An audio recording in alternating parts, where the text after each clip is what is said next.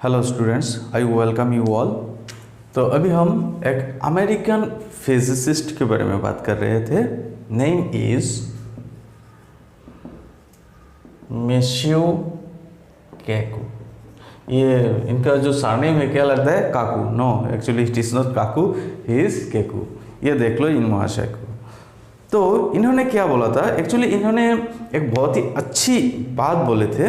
उन्होंने बोला था कि if you want to know the future, if you want to understand natural phenomenas, then you must have to study physics. अगर हम लोगों को नेचुरल फेनोमेनास को जानना है और फिर फ्यूचर को प्रेडिक्ट करना है तो हमें फिजिक्स जरूर स्टडी कर लेना चाहिए।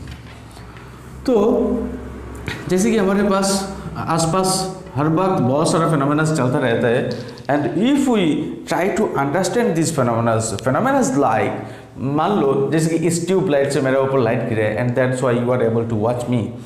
फिर भी बोल सकते हैं कि जैसे कि मैंने स्विच दबाया यहाँ पे और इसके साथ ही साथ फैन का घूमना शुरू हो जाता है। फिर another if you consider this marker, if I just release this marker within seconds it will touch the ground. तो ये सब क्या है? These are all natural phenomenas, and if we are interested to understand these phenomena, then we must have to study physics. Now, how to study physics? How to approach? For that, the very first name that we have to know, understand it is this measurement. ये measurement को understanding करना बहुत ही जरूरी है।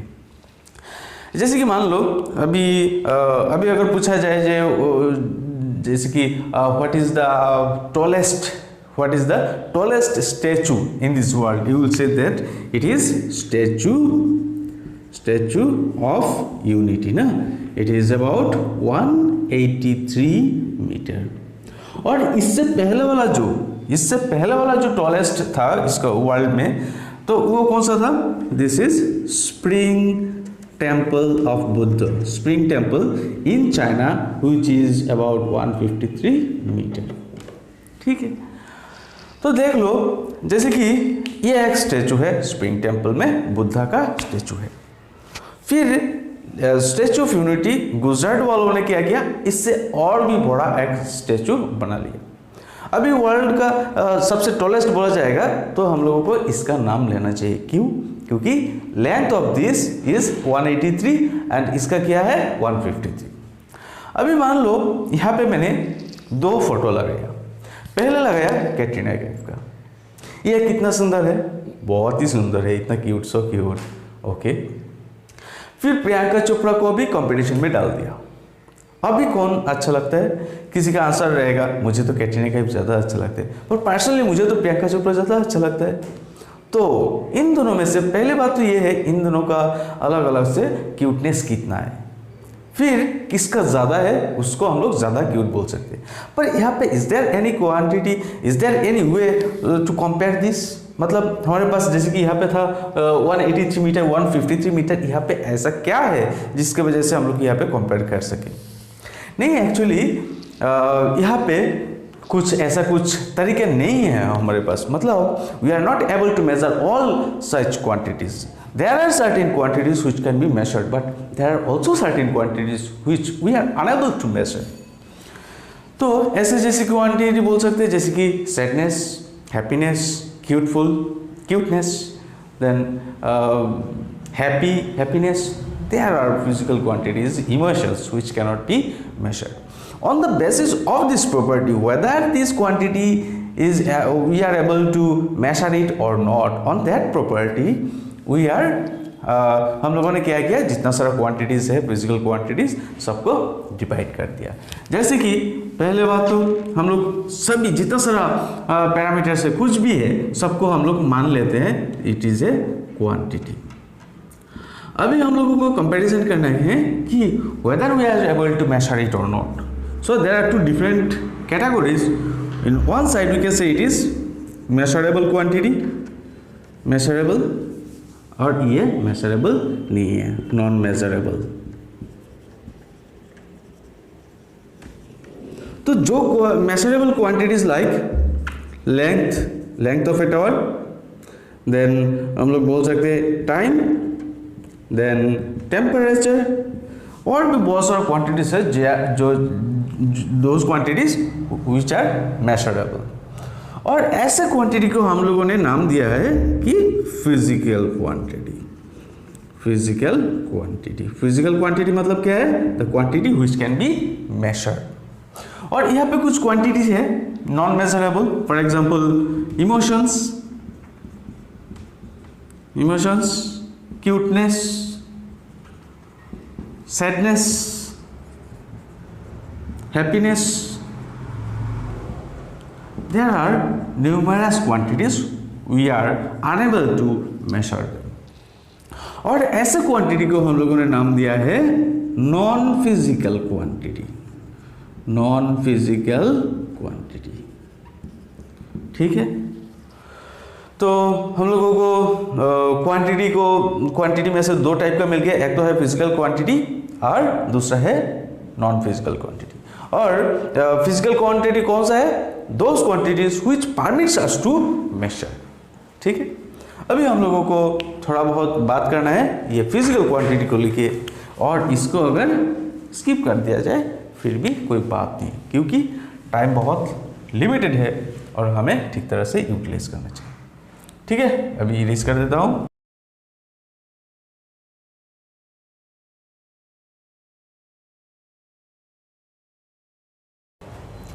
Now we'll talk about physical quantities. Physical quantity. In short, PQ. तो इसका definition ये है, मतलब those quantities which can be measured. तो हम लोग डेफिनेशन लिख सकते हैं the quantities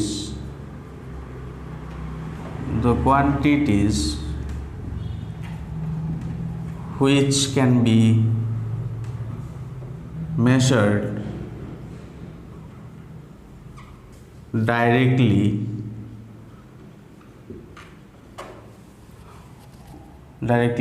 or indirectly are called physical quantities.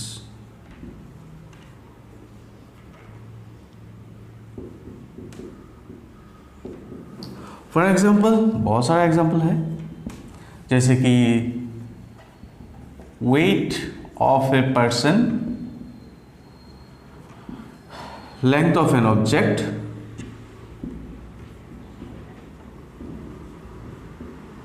फिर टाइम, फिर temperature, speed of A car.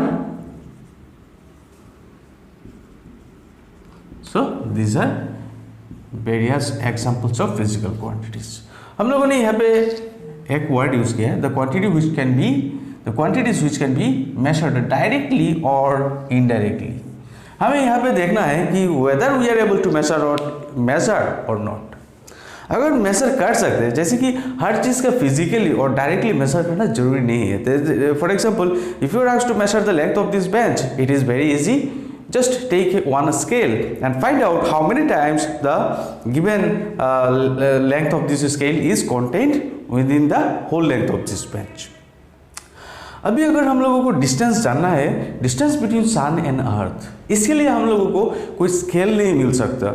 हमारे पास कोई ये सब मतलब कोई भी इंस्ट्रूमेंट्स नहीं है जिसके जरिए हम लोग डायरेक्टली वो मेजर करें। तो वहाँ पे हम लोग क्या करते हैं, actually we know length of between distance between sun and earth. तो इसके लिए वो जानने के लिए हमें क्या करना पड़ता है, मतलब हम लोगों को कुछ मैथमेटिकल टूल्स, फॉर्मूलाज का हेल्प लेना पड़ता है। तो फिर भी ये सब यूज़ करके हम लोग तो मतलब मेज़र कर सकते हैं, तो वो ज़्यादा इम्पोर्टेंट बात है, हम लोग मेज़र कर सकते हैं कि नहीं। अगर ये कर सकते हैं, whatever be the method, this is a physical quantity. अगर नहीं कर सकते then it is a non physical quantity. अभी फिजिकल क्वांटिटी को हम लोग, फिजिकल क्वांटिटी के लिए हमारे पास एक फॉर्मूला है, दिस इज PQ, मतलब physical quantity, which is equals to 1n into u। What is n? This is a numeric value. ये कुछ हमें नंबर देगा और यहाँ पे यू क्या देगा, actually it will give you an unit. और रिजल्ट के हिसाब से हम लोगों को क्या मिला, फिजिकल क्वांटिटी। जैसे कि मान लो मैं अभी ड्राइंग करूँगा, कुछ ज़्यादा ही अच्छा रहेगा ये ड्राइंग। ये मान लो एक एलिफेंट है, ठीक है, इसका पैर इतना कैसे लंबा हो गया।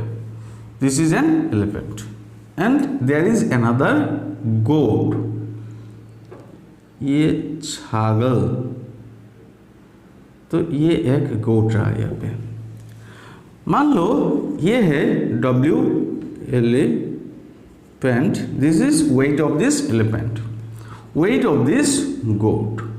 तो ये क्या हो जाएगा, जैसे कि कुछ ऐसा भी हो सकता है, weight of this elephant is equals to 150 times weight of goat. तो यहाँ पे हम लोगों को क्या मिला, ये elephant, weight of this elephant, this is a physical quantity, here this is just a number, numeric value. और यहाँ पे हम लोगों को क्या मिल गया, इसको हम लोगों ने weight of this goat is used as a unit. मतलब एक्चुअली ये हम लोगों को आइडिया दे रहा है, this physical quantity is expressed in with the help of two other quantities, one numeric value and this is one unit. Unit means इसे हम लोग एक स्टैंडर्ड क्वांटिटी के हिसाब से पकड़ लिया। और ये इस मतलब इस टाइप का मेजरमेंट में ये मिलता है कि how many times this given standard is contained with in this object. जैसे कि किसी भी जैसे कि अगर मेरा अपना वेट के साथ ये कंपैरिजन किया जाए तो weight of HD, okay, this is equals to 6 times into weight of goat. तो यहाँ पे ये हर वक्त गोट के साथ ही हम लोग कंपैरिजन नहीं कर सकते, क्योंकि हमेशा और हर गोट का वेट सेम नहीं रहता है, goat to goat it varies. तो इसलिए हम लोगों को क्या करना पड़ेगा, ऐसा कुछ लेना चाहिए यहाँ पे जो जस्ट बोलने से ही किसी को आसानी से समझ में आ जाएगा। मतलब ये जस्ट नाम लेने से ही इसको एक क्लियर मैसेज मिल जाएगा कि यहाँ पे वेट इतना है और if it is a length, उसका लेंथ कितना होगा। मतलब कुछ ऐसा जनरलाइज नहीं हो सकता है जैसे जिसका बहुत सारा वैल्यूज रहे। तो इसलिए हम लोगों को एक स्टैंडर्ड यूनिट का जरूरत पड़ा। मतलब ऐसा कुछ क्वांटिटी जिसके साथ हम लोगों को कंपैरिजन करना है, ऐसा स्टैंडर्ड क्वांटिटी को हम लोग एक्चुअली यूनिट बोलते हैं, ठीक है। तो यही बात याद रखना है यहाँ से कि फिजिकल क्वांटिटी मतलब it's a numeric value and a unit, ठीक है।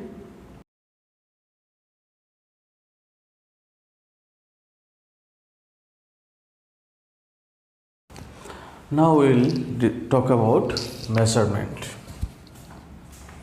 Measurement. What is measurement? Measurement क्या है?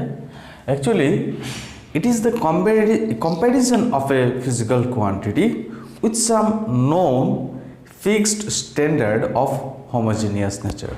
Homogeneous nature, ठीक है, पहले इसका definition लिख लेता हूँ. Comparison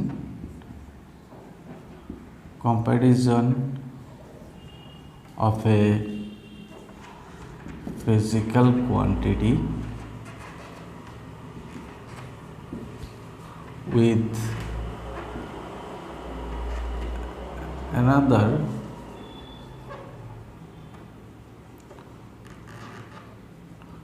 homogeneous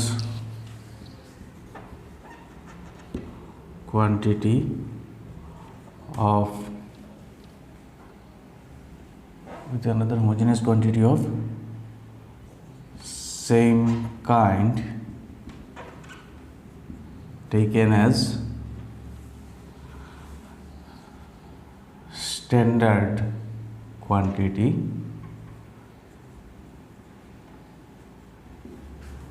and hence to know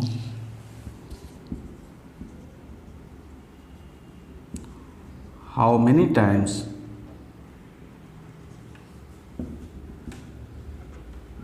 the given standard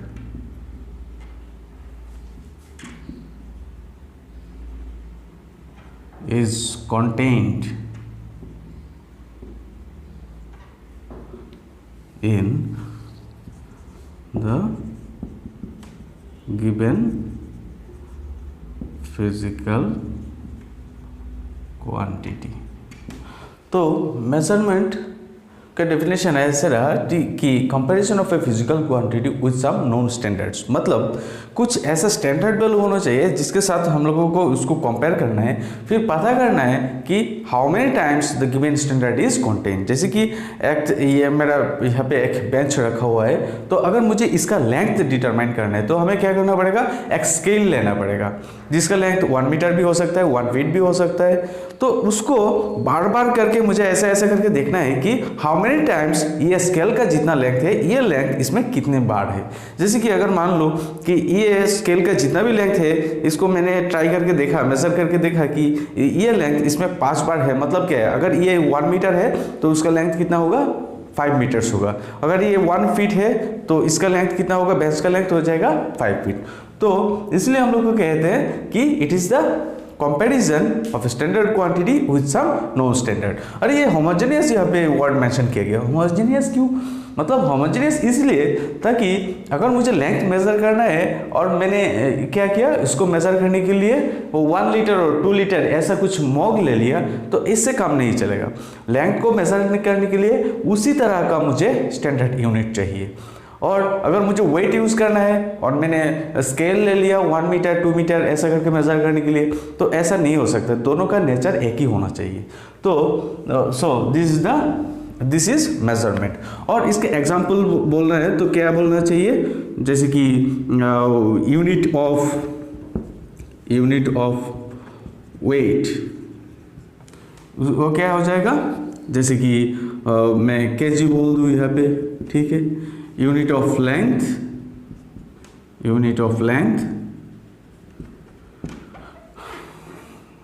metre, ये सारा है। Unit of time this is second. So this is how measurement is defined. Now we will talk about physical quantities, types of physical quantities. So basically we find that there are 3 different types of physical quantities.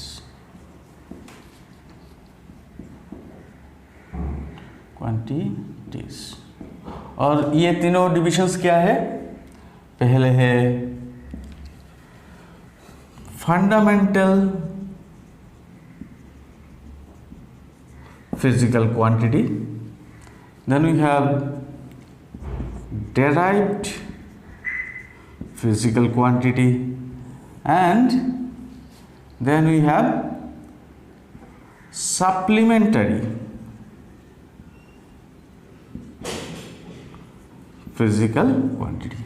अभी हमको ये तीनों को individually discuss करना है। तो पहले हम बात करते हैं फंडामेंटल क्वांटिटीज के बारे में।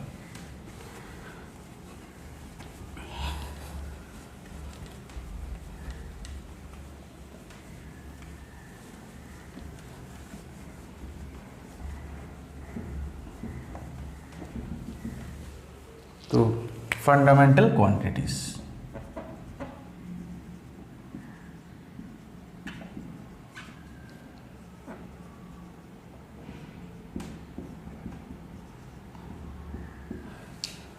मतलब मैं जैसे कि मान लो मुझे अगर इंग्लिश नया करके सीखना है, तो इंग्लिश और जैसे कि मुझे कोई अगर मान लो बुक पढ़ाई करना है, जैसे कि मान लो मुझे कोई इंग्लिश लिटरेचर का बुक पढ़ाई करना है, तो इंग्लिश ये बुक पढ़ाई करने से पहले मुझे सबसे पहले क्या चीज़ जानना चाहिए। पहले तो बात यह है कि इंग्लिश लिटरेचर में 26 लेटर्स है। सबसे पहले मुझे क्या चाहिए, ये 26 लेटर को सीखना पड़ेगा। फिर ये 26 लेटर का कुछ 2-4 मिला के एक अलग अलग वर्ड फॉर्मेशन होता है। तो फिर मुझे पता चलेगा कि वर्ड और वर्ड से उसका मीनिंग भी पता चलेगा। तो हमारा अभी फिजिक्स में भी कुछ ऐसा होता है कि कुछ यूनिट्स है जो कि फंडामेंटल है, खुद ही अपने आप है, उसको उसको एक्सप्रेस करने के लिए दूसरा कोई क्वांटिटी, दूसरा कोई फिजिकल क्वांटिटी का ज़रूरत नहीं पड़ता है। तो ऐसे ही कुछ क्वांटिटीज़ है जिसे हम लोग फंडामेंटल कह सकते हैं, और ऐसे कि ऐसे जो 2 और 3 और 4 ऐसा 2 3 4 लेटर्स को मिला के जैसे कि एक वर्ड बनता है, ऐसे भी फंडामेंटल कुछ क्वांटिटीज़ को मिला के हम लोगों को और दूसरा कुछ यूनिट्स क्वांटिटीज़ मिल जाता है, जिसे हम लोग डेराइव्ड क्वांटिटीज़ कहते हैं। तो फंडामेंटल क्वांटिटीज़ का डेफिनेशन ऐसा हो सकता है, the quantities which can be expressed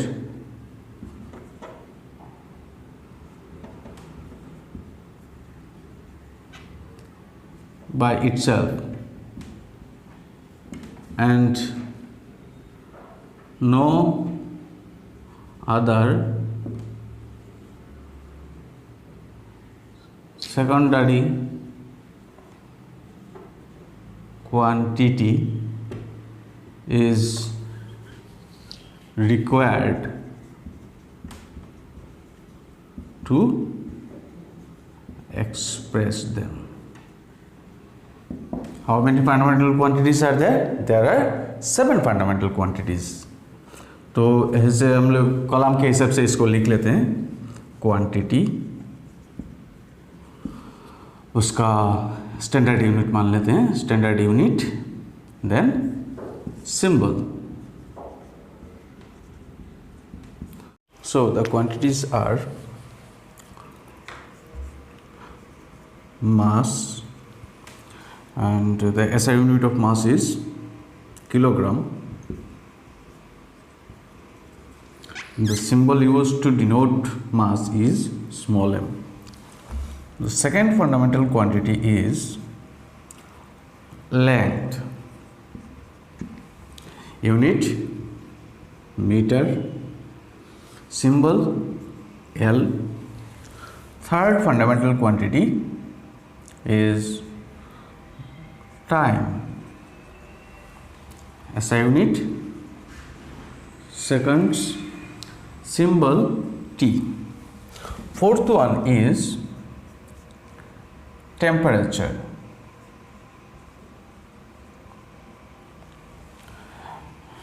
Temperature, standard unit Kelvin, and the symbol used to denote temperature is T, capital T. Then fifth one, current. SI unit ampere, symbol capital A. Sixth SI unit luminous intensity. Luminous intensity ये actually class 9 में भी था, पर तभी भी कुछ समझ में नहीं आया था, अभी भी ज़्यादा कुछ नहीं। Actually in luminous intensity means the intensity of light. जैसे कि किसी एक सोर्स से लाइट निकल रहा है तो उसमें से कितना लाइट निकल रहा है पर यूनिट सॉलिड एंगल। अभी सॉलिड एंगल क्या है बाद में देखते हैं, चलिए थोड़े बाद में सॉलिड एंगल के और प्लेन एंगल के बारे में बात करेंगे। लुमिनस इंटेंसिटी इसका यूनिट है कैंडेला और symbol capital C small d। The last fundamental quantity, that is amount of substance.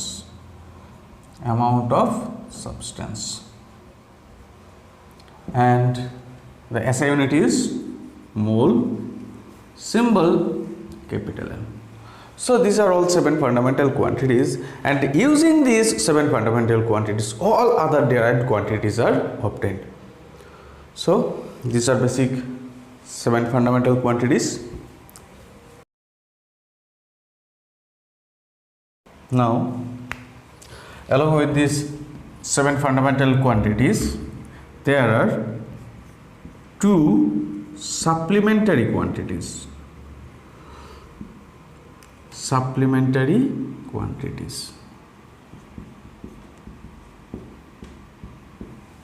Which are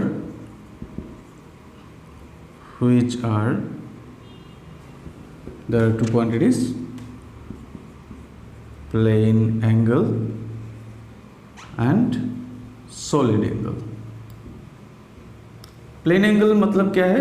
plane angle मतलब किसी भी एक प्लेन में दो स्ट्रेट लाइन के अंदर जो एंगल होता है, जैसे कि हम लोगों ने अभी तक जितना सारा एंगल्स स्टडी किया है एक प्लेन के ऊपर, ये दो स्ट्रेट लाइंस और इन दोनों के बीच में जो एंगल है ये एंगल स्टडी किया है. So this angle actually is a plane angle. Plane angle. और नया क्या है? Solid angle is the new thing. That's what first time we are going to study. So right now I am not going in detail, just will give you an idea, just like this. You know cones. ये अगर कोन है तो इसके अंदर जो 3 dimension में एक angle बनता है इसे हम लोग सॉलिड एंगल कहते हैं. This is solid angle. Solid angle इसका कुछ डेफिनेशंस वगैरह है वो बाद में स्टडी कर लेंगे. राइट नाउ बस ये दोनों इंट्रोडक्शन. यहाँ पे एक प्लेन में दो स्ट्रेट लाइन के अंदर जो एंगल बनता है दिस इज प्लेन एंगल. और यहाँ पे अगर एक 3 डायमेंशनल फिगर है, जैसे कि ये एक कोन है, यहाँ पे स्पेस रखा हुआ है और स्पेस के अंदर जो एंगल फॉर्मेशन होता है this is solid angle. So all this 7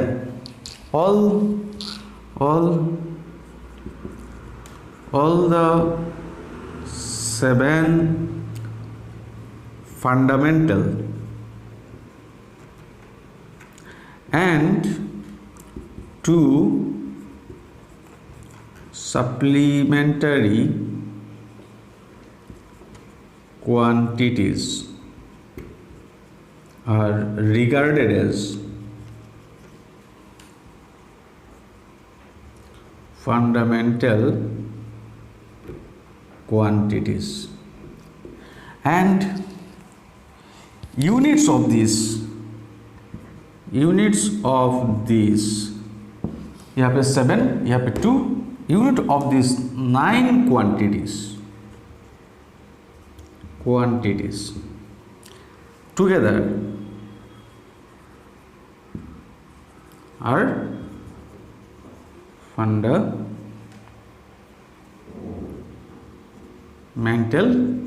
units. Basically there are 7 fundamental quantities and their corresponding units are known as fundamental units. Again, if we combine with these 7, if 2 supplementary quantities are added, then we will be getting a total of 9 fundamental quantities, and the units of all these 9 fundamental quantities are known as fundamental units. Now, so we already talked about fundamental quantities, we also talked about supplementary units. Now we will talk about derived quantities.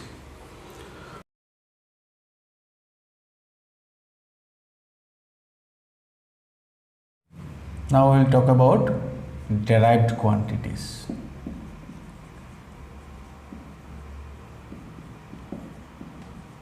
Derived quantities मतलब क्या है? Those quantities which cannot be expressed by itself. मतलब इसको express करने के लिए उसका एक तो बात यह है कि उसका अलग से कोई यूनिट नहीं होता है, और जो यूनिट होता है it is actually a combination of some certain fundamental quantities. जैसे कि मान लो लेंथ का अगर मैं यूनिट बोलूँ तो उसका यूनिट क्या है? मीटर.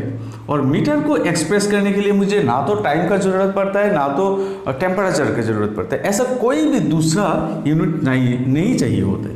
पर अगर मान लो मैं वेलोसिटी का यूनिट बोलूँ, वेलोसिटी का यूनिट क्या है? वो है मीटर पर सेकेंड. तो यहाँ पे क्या हो रहा है? First of all I have to use the unit of length and then I also have to use the unit of time, that is second. So यहाँ पे ये m एक फंडामेंटल यूनिट है and this time is another fundamental unit. So it is the unit of velocity is nothing but the combination of 2 different fundamental quantities. So such type of units are called actually derived quantities. Such type of quantities are called derived quantities. So you can define it like this: the quantity which cannot be expressed by itself.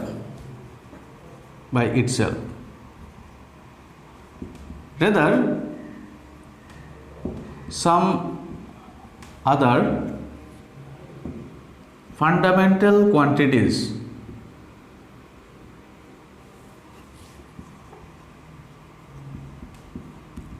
quantities are used to derive it is called a derived quantity. तो जिस quantity को express करने के लिए दूसरा, जैसे कि fundamental quantity का ज़रूरत लेना पड़ता है, फंडामेंटल क्वांटिटी के ज़रिए एक्सप्रेस किया जाता है, उस टाइप का क्वांटिटी को हम लोग बोलते हैं डेराइव्ड क्वांटिटी। और इसका एग्जाम्पल तो 2-4 ऐसा कुछ नहीं है, बहुत सारा, जितना सारा बोल सकोगे सब कुछ डेराइव्ड क्वांटिटी में आता है। जैसे कि यूनिट ऑफ फोर्स का क्या है यूनिट, न्यूटन। तो force F equals to M है एक्चुअली, मास इनटू एक्सेलरेशन। तो मास में यूनिट क्या आ रहा है, मास मतलब केजी, और एक्सेलरेशन के लिए मीटर पर सेकंड स्क्वायर। तो एक्चुअली यहाँ पे यूनिट क्या है, KG metre per second square. तो यहाँ पे KG fundamental unit, this mass another fundamental, KG means mass, this m means length, this is time. So there are 3 fundamental quantities which gives rise to a new unit which is it's not a fundamental one, rather it is a derived quantity. Again if we say that unit of acceleration from the above one, actually acceleration a, इसका unit क्या है, metre per second square. तो मास, sorry, this is meter, this is second. So there are 2 fundamental quantities. If we और क्या बोल सकते हैं, जैसे कि यूनिट ऑफ स्पीड, वेलोसिटी और speed, okay, this is metre per second. There also this is unit of length, this is unit of time. So such kind of quantities are known as derived quantities. Okay, there are numerous number of quantities, and all these quantities will be discussed while we will talk about dimensions.